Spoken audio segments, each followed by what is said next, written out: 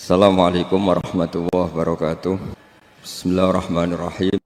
Kalau kamu berdoa itu yang tadarruk itu ya yang sangat sopan wa khufya, secara diam-diam atau secara enggak berlebihan. Terus hanya ayat innahu la yuhibbul mu'tadin. Allah itu tidak suka orang yang melewati batas.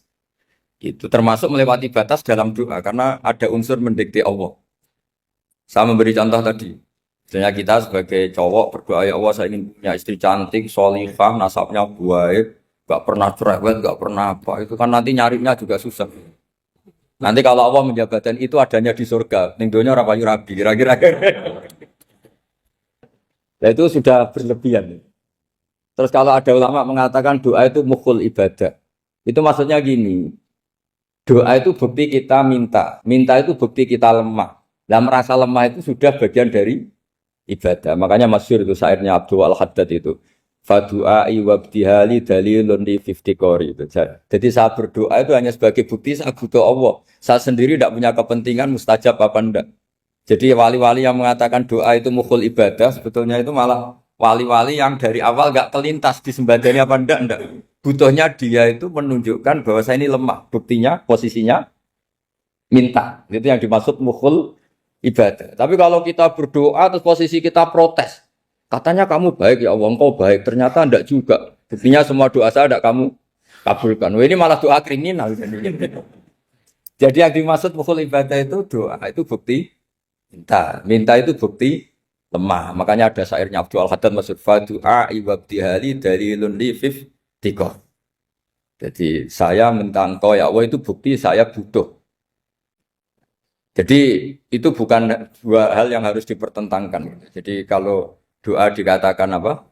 Ibadah karena di doa itu minta. Nah, minta itu bukti merasa kita lemah. Berarti kita sa'il Allah mas'ul. Kita minta Allah yang kita mintain. Kita menengadah Allah yang berposisi memberi.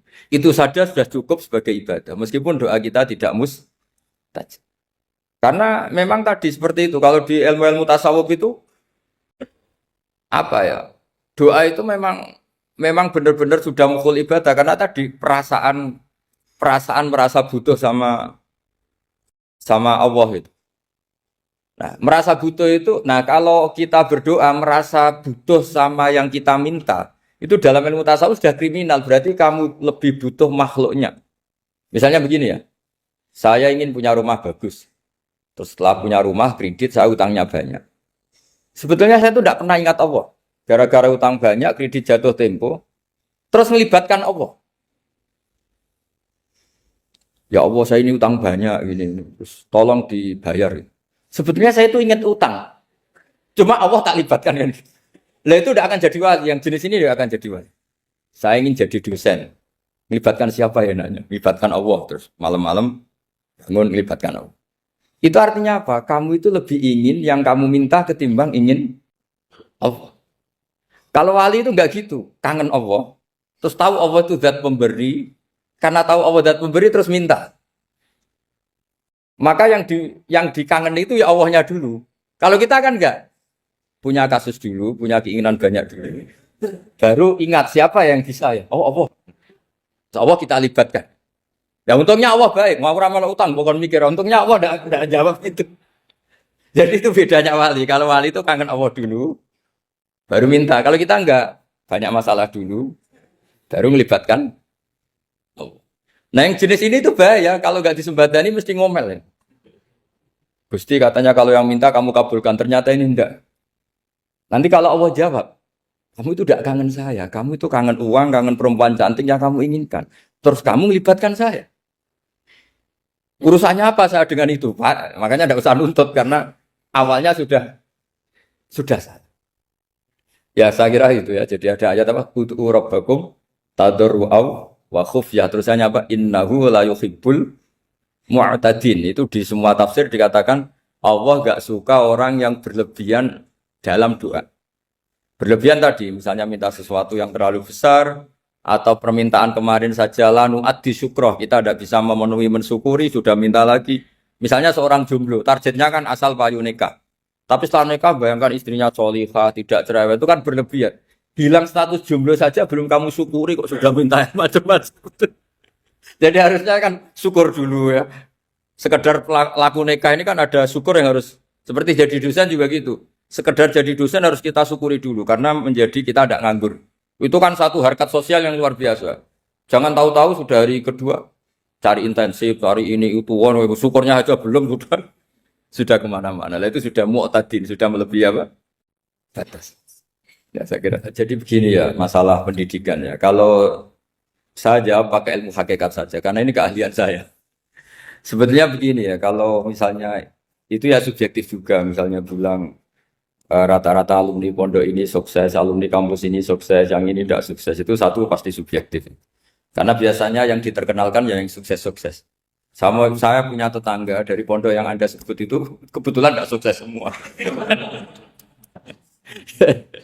Itu jantung saya sampai ngeluh. Saya ini gimana kok? Ya sudah seperti itu kan subjektif. Tapi menyangkut pendidikan itu begini ya, menyangkut hasil dari pendidikan itu. Andai kan kita bicara ilmu hakikat, misalnya kita mondok gitu, mondok kemudian jadi orang miskin, jadi orang yang menurut orang banyak tidak berguna di masyarakat. Ternyata kita ini orang yang kelihatan tidak punya karir, tapi kalau malam sujud sama Allah, punya anak niat memperbanyak orang sujud, terus punya ibu yang sakit-sakitan kita rawat. Meskipun kita tidak jadi dosen, tidak jadi menteri. Tapi indah Allah itu luar biasa karena berstatus ngerawat ibu, ngerawat anak, ngerawat istri. Nah Islam itu datang dengan jargon-jargon seperti itu. Sehingga Nabi kalau muji itu ada Uwais Al-Qarni, ini orang yang luar biasa. Ternyata dia itu punya ibu lumpuh yang kalau kemana-mana harus digendong. Ketika tetangga-tetangganya berhasil sowan Rasulullah itu Uwais Al-Qarni tidak bisa. Karena setiap ibunya dipamitin mau sowan ke Rasulullah itu sama ibunya nggak boleh. Tapi apa yang terjadi? Justru dipuji-puji Nabi sebaik-baiknya kurun. Kurun itu waktu adalah kurun yang ada Uwais Al-Qarni.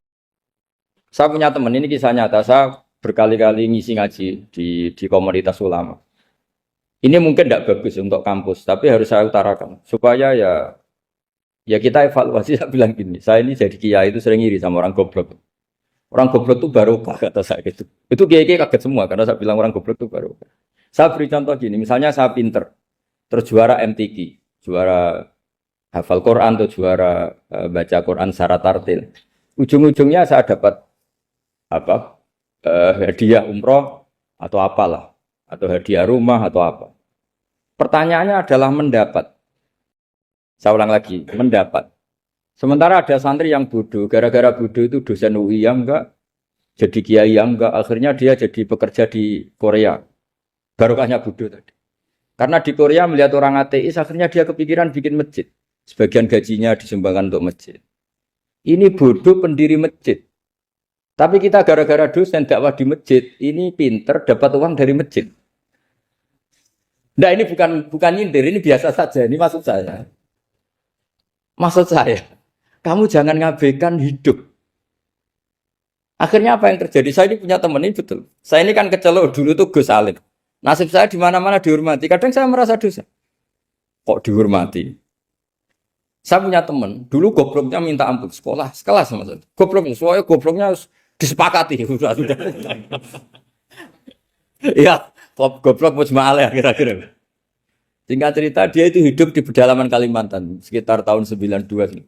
Dulu kan biasalah di dalam hutan itu pasti ada penebangan hutan macam. Dia ada bosnya, yang jelas dia ada bosnya. Saya yakin juga agak kriminal. Karena dia tidak yang illegal logging. Pokoknya ditakdir dia hidup di tengah hutan. Ikut orang. Setelah itu dulu nggak ada HP. Sering kirim surat ke saya, Gus, saya ini hidup di tengah hutan. Tapi saya ini Muslim pernah mondok. Kalau nggak bikin sumpah itu nggak enak. Bikinlah dia Jumatan. Nah karena dia pernah ngaji fikih Syafi'i, kalau Jumatan nggak ada orang 40 itu harusnya zuhur tidak Jumatan. Tapi orang yang kerja di situ tidak mau. Wong dino Jumat kok zuhuran loh Pak. Kalau dino Jumat ya Jumatan ya. Tanya saya, Gus itu kalau ada kaulnya enggak supaya Jumatan ndak orang 40 sah. Singkat cerita dia lama-lama jadi pendiri masjid di situ. Dia punya sedikit gaji ya dipakai masjid, punya sedikit tanah diwakafkan untuk masjid. Artinya apa? Indah Allah ini banyak orang bodoh, ternyata di komunitasnya dia muassis, pendiri, pemberi. Sementara kita yang kecelok pinter, dapat umroh, dapat bonus. Kira-kira nanti kita ketemu Allah. Kamu pernah nyumbang Islam apa? Yang bodoh jawab, oh nanti Gusti bikin masjid di pedalaman. Kita yang pinter. Kayaknya kalau memberi enggak lah Gusti. Reputasinya mendapat. Ketika Nabi memenangkan perang Badar, itu ada Asra Badrin, tawanan-tawanan perang Badar. Nabi suka musyawarah, suka rembukan. Ya Abu Bakrin, menurut kamu tawanan ini diapakan? Kata Abu Bakar, hum asyiratuka. Mereka itu keluarga engkau, orang-orang Quraisy. Ya dibebaskan saja. Pakai tebusan. Nanti uang itu kita kelola supaya jadi penguat Islam. Dan orang-orang ini merasa utang jasa karena harusnya dibunuh tapi kita bebaskan. Terus tanya, bagaimana kamu ya Umar menurut kamu? Kata Umar, ini kan orang-orang yang dulu ingin bunuh kamu. Yang ingin menghabisi jenengan. Dan sudah ngusir jenengan. Ya setelah ketangkap ya dibunuh kok repot. Apa kata Rasulullah? Rasulullah spontan ngendikan, inna masalah kayak Abu Bakrin kama sali Ibrahim. Kamu ibarat kayak Nabi Ibrahim. Izqala faman tabi'ani fa innahu minni wa man asani fa innakal ghafurur rahim. Jadi Nabi Ibrahim itu unik. Melihat umat itu sesyafakoh itu. Syafakoh itu banget sayangnya. Nabi Ibrahim cara berpikir, faman tabi'ani fa innahu minni. Orang yang ikut saya ya Allah pasti golongan saya. Tentu layak masuk surga. Wa man asani, orang yang mendurhakai saya, fa innakal ghafurur rahim. Engkau Maha Pengampun. Bukan yang mendurhakai langsung masuk neraka, enggak. Engkau Maha Pengampun. Wa masalu kaya Umar kama salin Nuh. Isqala rabbil tadzar ala ardi minal kafirin dajara. Umar, kamu mirip Nabi Nuh. Inginnya semua orang kafir dihabisin. Ya masyhur kan Nabi Nuh itu enggak ingin ada orang kafir sampai ada banjir tufan. Nah kalau sampean tanya bedanya apa dengan garis keras sekarang? Bedanya ya beda sekali. Kalau Nabi Nuh benci sama orang kafir itu diserahkan yang punya. Sehingga yang punya yaitu Allah yang menghukum dengan banjir bandang. Tapi kalau kita kan kadang kita bertindak sendiri. Jadi potensi disalahkan. Yang jelas dalam hadis-hadis sahih, Nabi Nuh itu tidak bisa mensyafaati karena itu. Ketika diminta syafaat, ini hadis sahih bukan ada di Bukhari, ada di Muslim. Karena biasanya kalau di kota itu ditanya, ini sahih enggak? Untungnya yang tanya kadang enggak paham, ini alhamdulillahnya. Jadi, wah repot. Nabi Nuh itu diantara sebabnya enggak bisa mensyafaati adalah pernah corong Jawa maksudno kaume. Kalau dalam bahasa Arab itu da'a li Zaidin berarti mendoakan positif. Kalau da'a la Zaidin mendoakan negatif. Kalau orang Jawa itu ada doa, ada pasot. Nabi Nuh adalah orang yang pernah maksudkan kaumnya. Nah, saya cerita sedikit tentang Nabi Nuh dan Nabi Ibrahim. Nabi Ibrahim dianggap tadi cerminannya Abu Bakar, dianggap niru Ibrahim, cerminannya Umar, dianggap niru Nabi siapa? Nabi Nuh. Lalu kalau sampean tanya, bedanya gimana? Begini logikanya. Kita mengkaji secara akademik begini. Ada ulama besar, namanya Abdul Hasan Asyadili, itu masyhur di Indonesia menjadi Thariqah Asyadiliyah.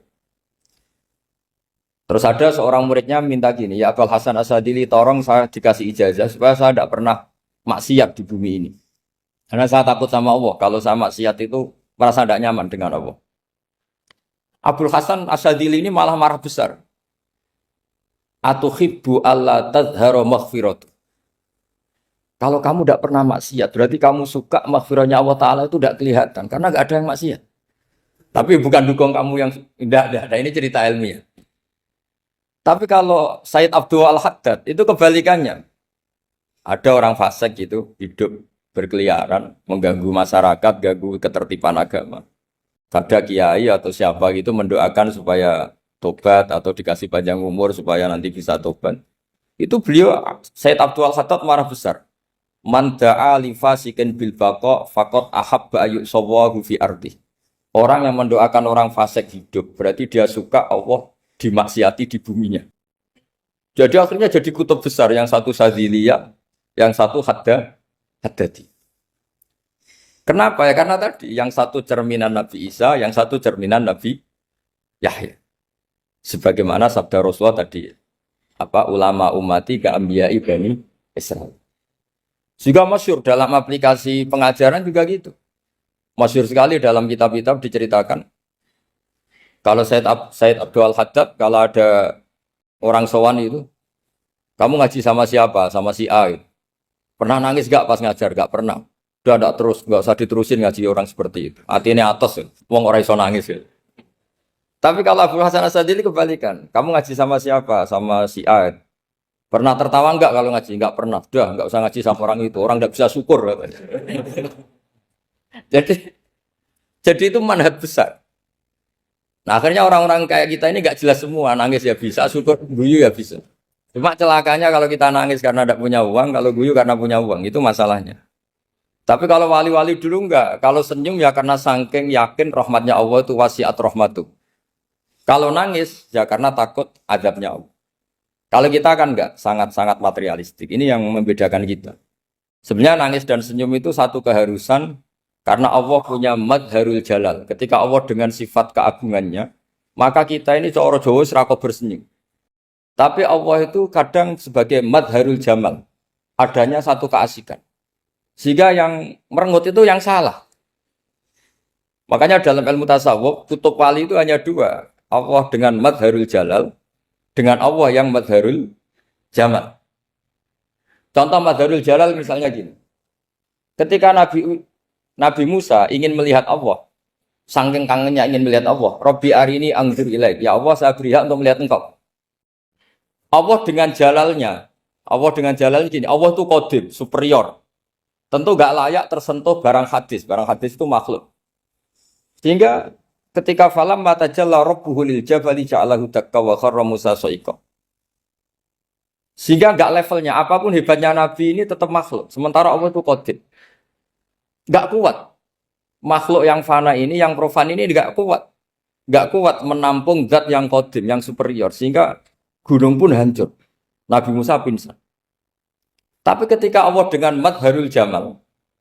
Madharul jamal itu Allah dengan keindahannya, dengan kasih sayangnya, memberi hak makhluknya untuk melihat. Nah di sini ini Allah sering ngendikan wujuhu yauma idzin nadhirah ila rabbiha nadhirah. Nanti ada wajah-wajah yang di surga itu melihat saya kata. Tapi apakah betul melihat kayak saya melihat dosen, melihat Pak Rektor, melihat teman-teman itu tidak bisa. Karena Allah itu qadim, sehingga meskipun manusia ahlul jannah melihat Allah, tetap Allah ngendikan la tudrikuhul absar wa huwa yudrikul absar. Karena Allah di balik jamalnya ya punya jalal, di balik jalalnya juga punya jalal. Sehingga selalu di Quran itu diulang beberapa kali supaya proporsional. Nah, kenapa ahli sunnah tetap berkeyakinan Allah bisa dilihat? Logikanya begini. Fa inna kulla maujudin yasihu ayyura. Allah itu zat sing nyata-nyata wujud dan punya eksistensi. Di mana-mana sesuatu yang wujud itu layak untuk bisa dilihat.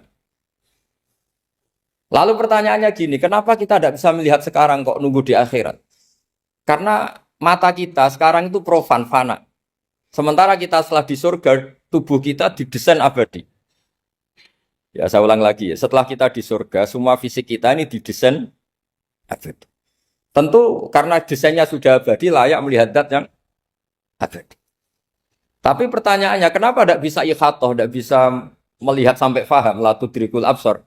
Karena abadi kita itu diabadikan. Sebagaimana surga abadinya diabadikan. Neraka diabadikan. Sementara Allah abadi dengan dirinya sendiri. Yaitu Al-Qayyum. Atau dalam bahasa ngajinya Qiyamuhu binafs. Nah lalu pertanyaan. Makanya Mu'tazilah itu menentang betul. Kalau orang di surga bisa melihat Allah. Cara berpikir Mu'tazilah. Melihat itu artinya yang dilihat ada arahnya. Sementara Allah terbebas dari arah. Tapi kata ahli sunnah cara berpikir tidak seperti itu. Melihat itu pokoknya tahu. Nah, tahu karena mata itu karena kita ditakdir tahu itu karena mata. Sebetulnya yang menjadikan tahu itu tidak mata. Ya kalau tahu ya tahu saja, bukan harus pakai mata. Itu cara berpikir ahli sunnah wal jamaah. Jadi saya beri ya bocoran. Kenapa mazhab ahli sunnah itu yang dipilih oleh banyak mayoritas di dunia, jumhur itu. Ahli sunnah itu dianggap pikirannya lebih orisinal. Misalnya ahli sunnah kalau ditanya, kenapa kamu melihat? Ya melihat saja. Kenapa kamu mendengar? Ya mendengar saja. Kesannya itu tidak rasional kayak orang yang nggak pinter itu. Tapi sebetulnya itu yang benar. Jadi cara berpikir ahli sunnah itu melihat itu menjadi tahu. Menjadi tahu itu bisa karena mendengar, bisa karena melihat, bisa karena dikasih tahu, bisa karena bersentuhan. Sebab itu di Quran itu ada ayat ala ya'lamu man khalaqa, bukankah zat yang menciptakan itu menjadi tahu. Sehingga kenapa Allah itu selalu tahu? Karena Allah yang menciptakan. Kalau kamu tahu karena mata, sekali itu jauh, maka kamu tidak melihat. Atau kamu sekarang buta, kamu tidak melihat. Atau tertutupi barang itu, maka kamu tidak melihat. Tapi kalau kamu tahu karena kamu menciptakan, maka akan melihat terus. Misalnya saya ini tukang batu. Saya ingat betul ketika saya bangun Monas, itu pulpen saya tak tanam di dalam Monas. Saya ingat betul kalau pulpen saya warnanya putih, tak tanam di Monas 2 meter dari pondasi. Setelah saya pulang ke Jogja ditanya, di dalam Monas ada apa? Ada pulpen. Posisinya 2 meter dari pondasi. Kenapa saya tahu? Karena saya yang menciptakan. Nah, karena menciptakan ini sehingga tahu saya akan terus-menerus. Tapi kalau tahu karena mata sekali barang itu tertutupi, nggak tahu. Misalnya saya tahu jenengan karena dekat sekali jenengan kemana-mana saya sudah tidak tahu. Tapi kalau saya menaruh sesuatu di tubuh Anda, sehingga kamu kemana-mana tetap tahu bahwa barang itu ada di tubuh. Nanti kalau ada yang protes, tapi bisa saja Gus barang itu dicuri orang kemudian Anda tidak tahu. Yang menjadi tidak tahu karena saya sudah tidak menciptakan suasana itu. Selagi saya yang menciptakan, maka akan tahu. Nah, tapi karena Allah ini menciptakan semua yang ada di bumi, maka Allah tahu terus. Jika Allah tahu cara bikin kuman, terus tahu bahwa manusia itu punya kuman, kumannya punya organ, organnya juga punya kuman. Terus gak kebayang. Kamu bayangkan kayak makanya Allah itu kalau cerita sederhana, innallaha la yastahi ayyadriba mathalam ma ba'udatan fama fawqaha. Allah itu tidak malu bikin perumpamaan nyamuk, karena nyamuk itu lebih dahsyat dibanding gajah. Para pematung itu disuruh bikin gajah masih mampu. Bikinkan patung gajah, mungkin masih sanggup. Tapi kalau tak suruh bikin patung nyamuk, nggak usah bikin hidup, patungnya saja sekecil itu. Padahal nyamuk kecil itu punya organ tubuh. Lalu bikinnya organ tubuh nyamuk itu kayak apa sih? Organnya punya kuman. Kumannya punya organ. Organnya juga punya kuman. Sehingga orang-orang alim itu baca nyamuk itu lebih jadi ayat Allah ketimbang melihat dinosaurus. Tapi sekarang orang itu nggak tertarik ceritanya. Jadi beda perasaannya orang alim sama orang awam. Kalau orang awam tuh melihat mukjizat kan yang dasar-dasar kayak dinosaurus, gajah, wow gitu. Kalau orang alim nggak, malah melihat nyamuk. Kealiman seperti itu terjaga di umatnya Muhammad, di umatnya Rasulullah Muhammad SAW. Karena ketika umat ini nggak ditunggui para nabi, itu Allah menjamin Muhammad, ulama umatmu nanti punya kemampuan seperti nabi. Tentu tidak dalam keutamaan ya, keutamaan tentu nggak sekelas sama nabi. Kenapa itu terjadi? Karena tadi para nabi ini mewakili sekian. Kalau kita sangat mencintai Indonesia, maka kita akan tegas siapapun yang ingin menghancurkan Indonesia. Itu kira-kira cerminan Nabi Nuh. Kalau kita sangat mencintai Allah, maka kita akan benci sebenci-bencinya sama orang yang mendurhakai Allah. Tapi masalahnya, Allah yang kita cintai itu memaklumatkan diri kalau bersifat ghafur, pengampun. Sehingga kalau kita terlalu kasar, ini kan yang kita cintai bersifat ghafur kok kita kasar. Di sini Nabi Ibrahim. Beliau sangat mantel sekali sama yang durhaka sama Allah. Tapi mau mantel gimana? Zat yang mengajarkan itu bersifat ghafur. Maka kita mau tidak mau. Makanya ada riwayat mengatakan takhallaku bi akhlaqillah. Kamu bertata krama kayak akhlaknya Allah. Akhirnya ya sudah. Kita mau apa coba? Kira-kira kalau kamu mencintai seseorang, itu potensinya kan dua. Protektif. Ada telepon, itu dari siapa? Cewek atau cowok? Protektif. Itu bukti cinta apa bukti suudon? Kan tidak tahu. Tapi misalnya kamu cinta perempuan terus WA-an sama lelaki gak apa-apa, jalan sama lelaki gak apa-apa, sama masa lalunya pacarnya juga gak apa-apa. Itu cinta apa pembiaran? Kan sama-sama gak jelas. Nah kira-kira mencintai Allah itu kira-kira analoginya seperti itu. Kalau yang satu protektif, Allah harus zat satu-satunya yang disembah. Gak boleh didurhakai, gak boleh dikhianati kok. Sehingga ini sangat keras sekali. Nah ini Nabi Nuh. Di sini ada Nabi Ibrahim. Karena orang yang zat yang kita cintai bersifat ghafur. Jika kalau kita terlalu tegas beda dengan sifatnya Allah yang bersifat ghafur. Nah umatnya Nabi seperti itu mulai dulu. Ada yang moderat, ada yang keras, ada yang setengah keras, setengah moderat.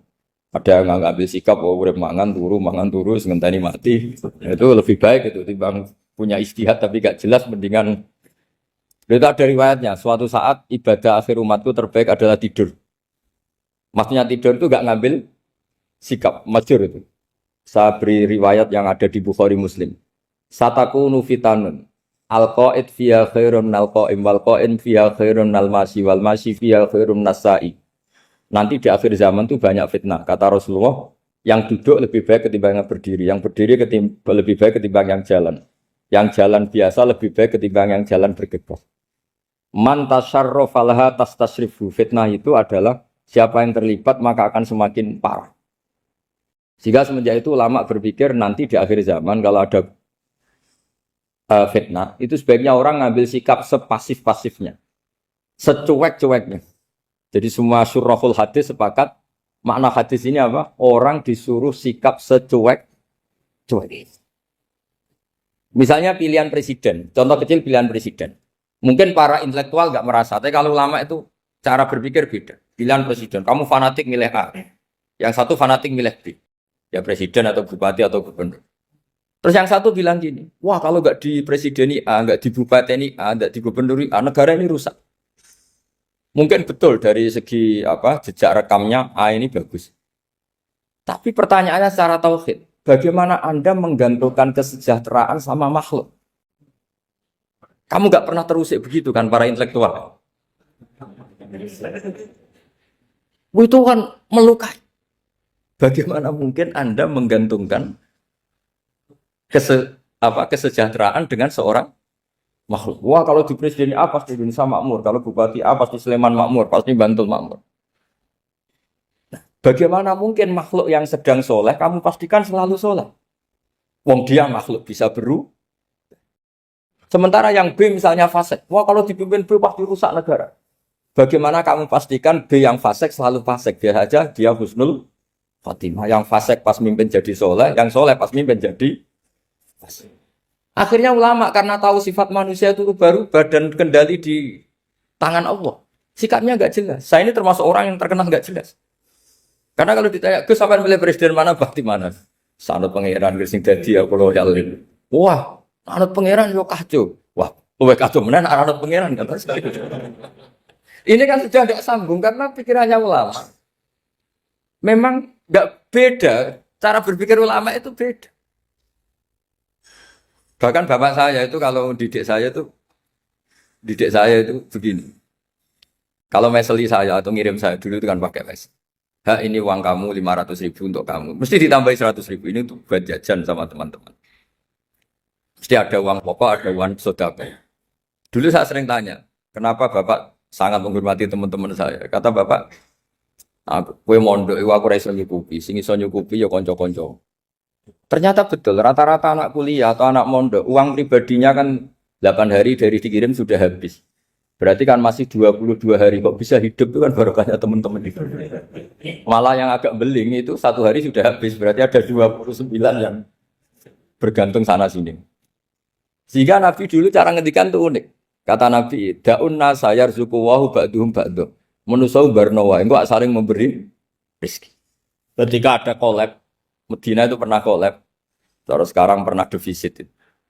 Beberapa pakar ekonomi datang ke Rasulullah, ya Rasulullah, sa'ir, tolong dikasih harga standar. Tapi apa jawabannya Nabi? La tusairu fa inna Allaha huwal musair. Kamu jangan kasih harga, Allah sendiri yang menentukan harga itu. Terus kata Nabi, kenapa engkau begitu ya Rasulullah? Ini negara harus ditentukan harga karena gini-gini. Kata Nabi, saya tidak ingin ketemu Allah dalam keadaan dolim. Tapi ini tentu di teori ilmu modern ini masalah. Tapi menurut orang modern. Tapi kalau menurut ilmu hakikat itu nggak akan masalah. Misalnya, kenapa Nabi tidak menentukan harga dalam keadaan negara seperti itu? Jawabannya pakar-pakar hakikat. Ya saya ulang lagi pakar-pakar hakikat. Begini, misalnya ada orang menimbun supaya nanti harganya mahal. Terus ditimbun terus sampai nunggu harganya mahal. Lama-lama dia sadar kalau timbunannya nggak ada gunanya karena ternyata orang nggak beli. Nah, ketika orang tidak punya kemampuan beli, yang menimbun juga tidak punya uang. Nah, tapi kalau sampean tanya, tapi Gus nak tuku barang pokok kan kita mati karena kehabisan stok. Itu masalah tauhid Anda. Bagaimana mungkin kamu bayangkan seorang makhluk tidak bisa hidup atau nggak dapat rezeki? Nabi itu orang yang sampai ke derajat hakikat dari tidak pernah bayangkan gitu. Salah sampean jadi orang yang tauhidnya masalah. Sehingga terus bayangkan, wah kalau negara ini kayak, wah kita makan apa? Kalau negara nggak stabil, wah kita gimana? Itu tidak bisa seperti itu. Dulu ketika kita dijajah Belanda, itu kiai-kiai kita, Mbah Hasyim Asy'ari, Mbah Ahmad Dahlan, mondoknya di Mekah. Sampai alim alama, dua beliau, Mbah Hasyim sama Mbah Ahmad Dahlan itu ngajinya sama-sama Syekh Khotib Minangkabau. Cuma Mbah Hasyim lebih menekuni ke Syekh Mahfud Termas, yang satu menekuni Syekh Khotib Minangkabau. Jadi dua beliau itu ngaji di guru yang sama. Mbah saya, buyut saya itu ya sudah mondok Mekah. Zaman dijajah Belanda. Sekarang kita agak dijajah, agak mondok di sana. Buyut saya itu zaman itu sudah haji. Buyut kelima saya. Itu dulu kalau ingin cari tempat yang teduh, itu masuk ke gua. Itu masuk gua itu hanya kepalanya saja. Kakinya masih di luar. Karena gua di Arab tidak seperti gua di sini. Kalau gua di sini kan orang bisa masuk semua. Kalau gua Arab kan hanya celah-celah batu-batu besar. Sehingga ketika Rasulullah hijrah ke Madinah, singgah di Gua Sur, kata Abu Bakar gimana? Andai kan ya, ada orang kafir di depan gua. Kata Abu Bakar gimana? Andai kan mereka melihat kakinya, pasti melihat kita. Karena gua di sana itu satu tubuh tidak bisa masuk penuh. Kalau gua di sini kan ada yang mobil saja bisa masuk. Nah itu bahasanya kalau mau istirahat itu masuk gua, separuh badan di dalam gua, separuhnya masih di. Nah sekarang terus kita bilang, wah kalau kita negara tidak stabil, kita haji kemana dulu, zaman dijajah Belanda kita. Jadi yang berusaha terangkan di antara sifat dasar orang-orang baik adalah di mana saja, kapan saja itu memberi manfaat. Termasuk tentu saat paling sulit. Jadi Nabi Isa menceritakan dirinya itu wa ja'alani mubarakan nama kuntu, saya ditakdir Allah berada di mana saja memberi berkah, memberi kemanfaatan bagi orang lain. Ada beberapa cerita tentang Nabi Isa. Jadi perlu diketahui ada 3 nabi yang seperiode. Satu Ibrahim dan Nabi Lut. Ibrahim itu sama Nabi Lut itu pernah paman. Kedua Nabi Musa dan Harun. Sebetulnya yang jadi nabi itu Nabi Musa, tapi Nabi Musa karena alsak, lisannya anda jelas, minta Nabi Harun, ya tentu minta kepada Allah supaya Nabi Harun jadikan nabi. Terus ketiga, Nabi Isa dan Yahya. Yahya bin Zakaria, terus Isa ini pernah keponakan Zakaria. Kira-kira kalau di Jawa ya misanan antara Yahya dan Jawa Isa. Jadi ada 3 nabi yang seperiode. Tapi yang paling berkompeten, yang sederajat kira-kira seperti itu hanya Isa dan Yahya. Karena Nabi Lut dan Nabi Ibrahim itu beda level. Karena Lut ini pernah keponakan, jadi hubungannya kira-kira yang murid dan guru. Terus Musa dan Harun itu juga nggak level, karena Nabi Harun ini jadinya Nabi itu atas permohonan Nabi Musa. Sehingga meskipun Harun itu kakaknya, tapi nggak berani bantah.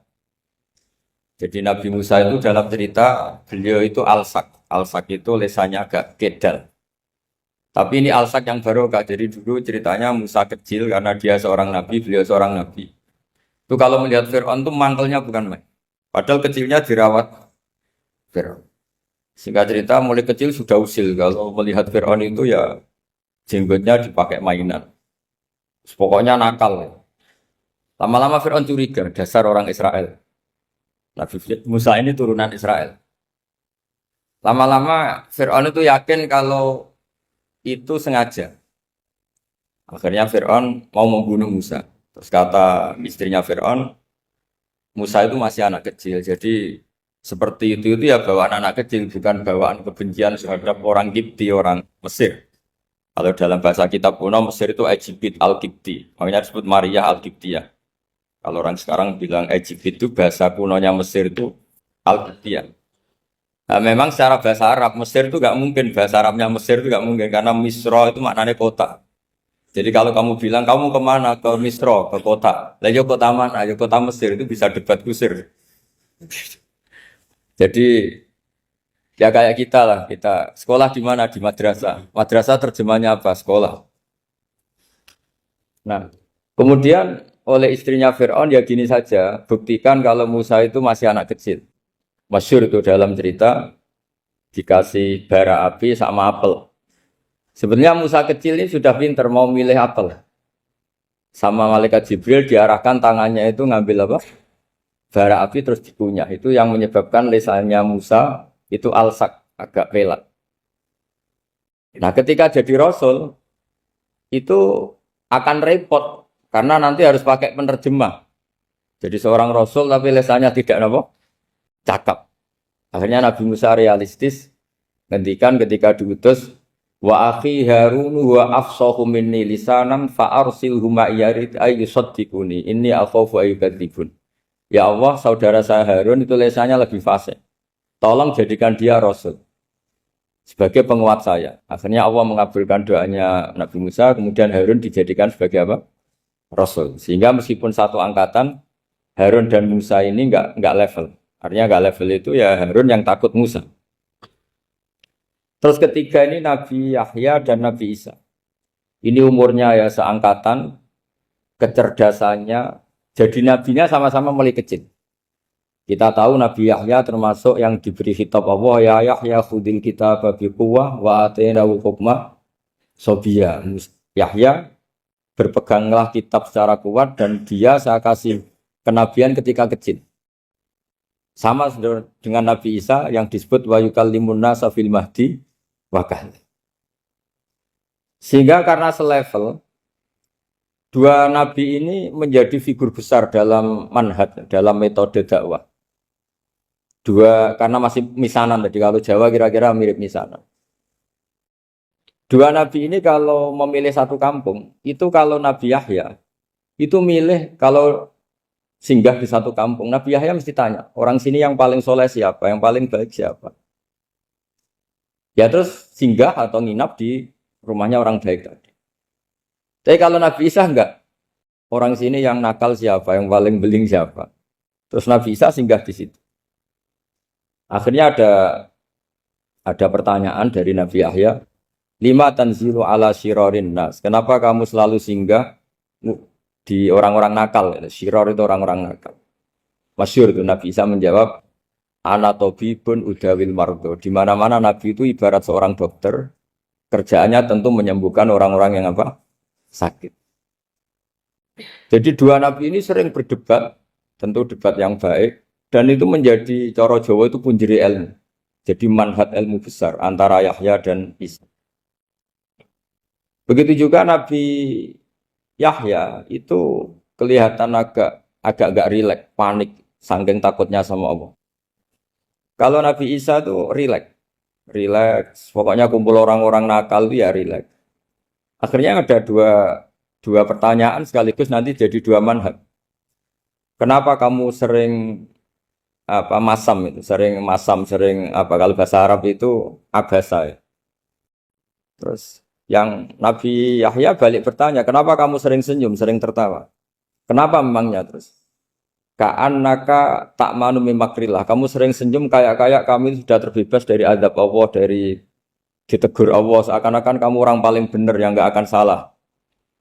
Nabi Isa balik tanya, sama kamu sering masam, sering merut, ka'annaka taqnatu min rahmatillah, seakan-akan kamu putus asa dari rahmatnya Allah. Sehingga kemudian itu jadi manhaj besar. Kalau terlalu senyum, ya dianggap orang yang kayak nggak punya perasaan dosa. Tapi kalau terlalu masam, terlalu merenggut, seakan-akan rahmat Allah itu terbatas. Sehingga seakan-akan Allah itu rahmatnya nggak cukup lah untuk mengelola manusia ini. Sehingga itu jadi metode besar yang masyhur itu dalam sebuah hadis Nabi ngendikan, ulama ummati ka anbiya Bani Israil. Ulama umatku itu kapasitasnya atau fungsinya atau manfaatnya setingkat nabi-nabi Bani Israil. Karena ketika umat ini enggak ditunggui para nabi setelah Rasulullah SAW, itu yang nunggui hanya ulama. Tapi ulama ini sudah cukup mewakili para nabi Bani Israil. Dan banyak syurrahul hadis, para menyarah hadis mensarahkan Nabi tidak ngendikan ulama ummati kamisli seperti saya, tapi ka'ambiyai Bani Israel, bagaimana nabi-nabi Bani Israel. Nabi Bani Israel itu macam-macam. Termasuk ada yang tidak nikah, yaitu yang bernama Yahya dan Isa. Delala umatnya Nabi itu ada orang alim alamah yang ilmunya melegenda, yaitu namanya Imam Nawawi. Itu tidak nikah. Sampai kabudut. Meskipun dalam ajaran syariatnya Nabi, an-nikah sunnati, tapi selalu ada orang yang ditakdir tidak nikah. Karena masyhul, karena sibuk ngurus ilmu. Bukan karena tidak laku, yang jelas itu bukan karena tidak laku. Imam Nawawi itu ganteng, orangnya ya normal. Tapi karena sibuk nulis, beliau sampai kabudut itu tidak nikah. Imam Sibawayh itu suka sekali sama ilmu, menjadi istri utamanya ya ilmu. Dia ganteng, Sibawayh itu maknanya tuh apel, dia ganteng sekali, sampai banyak cewek yang senang. Akhirnya dia nikah. Saya nggak pernah dikumpulin. Dia belajar terus. Ketika beliau ke pasar, dulu nggak ada supermarket, beli kertas, kitabnya dibakar semua sama istri. Dikira istrinya terus mencintai dia, malah diceraikan. Itu siapa Imam Sibawayh. Terus ada umatnya Nabi yang paling unik di dunia. Mungkin Pak dosen, saya kiai pun nggak bisa nih. Tuh ada orang tuh ganteng sekali, istrinya cantik sekali. Itu tahu-tahu sudah 10 tahun tidak pernah hubungan suami istri. Karena ketika si suami itu tahu istrinya cantik, itu langsung sholat sujud syukur, sholat terus. Saking senengnya punya istri cantik. Yang istrinya cantik juga solihah, tahu suaminya ganteng ya terus sholat terus syukur. Itu sampai berhari sampai bertahun-tahun. Terus ketika ketemu, cocokan, dek kita sudah nikah berapa? Terus dilihat, kayaknya sudah 10 tahun, tapi tidak pernah hubungan. Oh itu nggak kebayang, itu ganteng sama cantik. Kalau jelek sama jelek itu mungkin. Yang satu bilang naudzubillah, satu itu kan nunggu rafa saja. Ini nggak ganteng sama cantik. Nah kenapa kualitas ulamanya Rasulullah itu bisa seperti Nabi Bani Israel? Karena agama ini, umat ini sudah ada ditunggui para nabi. Jika mau tidak mau kualitas ulama, alhamdulillah barokahnya Nabi itu berkualitas kayak nabinya Bani Israel. Soal kebahagiaan, nenek moyang pulau jenengan tuh anaknya banyak, dijajah Belanda, jajah Jepang ya nyatanya anaknya banyak. Itu kira-kira bahagia apa enggak? Nah, artinya gini ya tentu kita tidak ingin dijajah itu tentu ya, tapi kita ini selalu latah. Wah kalau ekonomi jatuh kita makan apa? Kalau kita dijajah kita tidak perlu seperti itu. Rahmatnya Allah Ta'ala itu akan adrokatna. Rahmatnya Allah Ta'ala akan menemukan kita. Apapun kondisi kita, apapun keadaan kita. Ini cara berpikir tauhid. Sehingga Nabi itu tidak pernah bayangkan umatku narata tunggoni piye, ditunggoni Allah. Sehingga masyhur dalam hadis-hadis sahih, la tazalu ta'ifatun min ummati dzahirina 'alal haq la yadurruhum man khadalahum wala man khalafahum wala man nawa'ahum.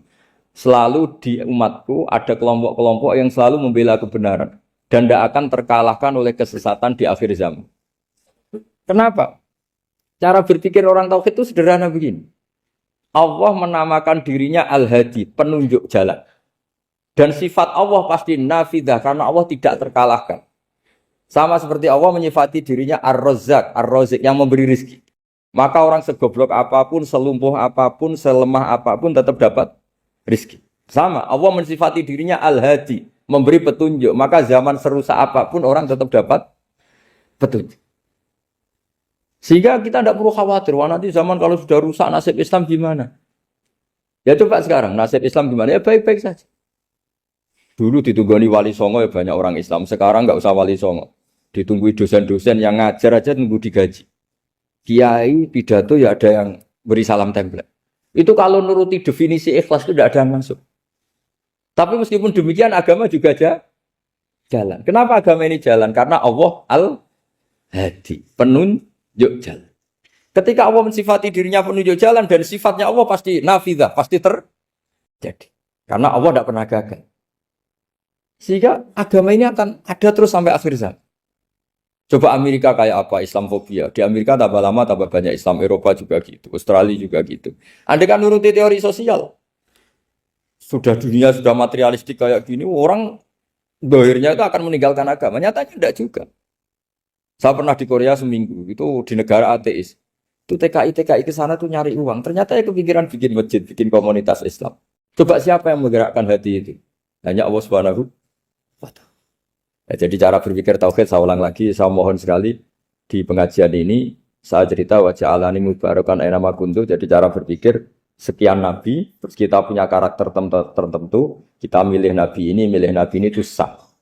Karena ulama ummati ka'ambiyai Bani Israel. Ulama umatku itu ibarat kayak nabi Bani Israel. Jadi ada yang milih tadi. Seperti Nabi Isa fokusnya ngurusi orang-orang nakal. Itu juga bagus karena di mana-mana nabi itu seperti dokter. Tapi Nabi Yahya hanya berkawan sama orang-orang soleh. Kita tahu berkawan orang fasik itu resiko ketularan. Iman pas-pasan wae kancana nang fasik kan taqabbalallahu minna minkum gitu. Wong kamu sendiri tidak sehat-sehat amat berteman orang penyakitan kan bahaya. Tapi kalau kamu sebagai dokter kok hanya berteman orang sehat, lalu kamu penelitiannya gimana? Masa saya dokter spesialis pernah penelitian, semua orang sehat saya pernah saya teliti. Itu dokter aneh apa enggak? Saya dokter spesialis TBC, spesialis paru-paru. Yang kamu teliti siapa? Semua orang sehat. Pernah meneliti yang sakit? Tidak pernah. Kan ya jadi dokter aneh. Tapi misalnya terus kamu sendiri terus berteman orang penyakitan terus kan ya rawan tertular. Nah, ini ada dua figur yaitu Nabi Yahya dan Nabi siapa? Ya saya kira demikian. Demikianlah sahabat kajian Kusba yang dapat kami sampaikan. Semoga dapat bermanfaat untuk kita semua. Wallahu a'lam bishawab. Wassalamualaikum warahmatullahi wabarakatuh.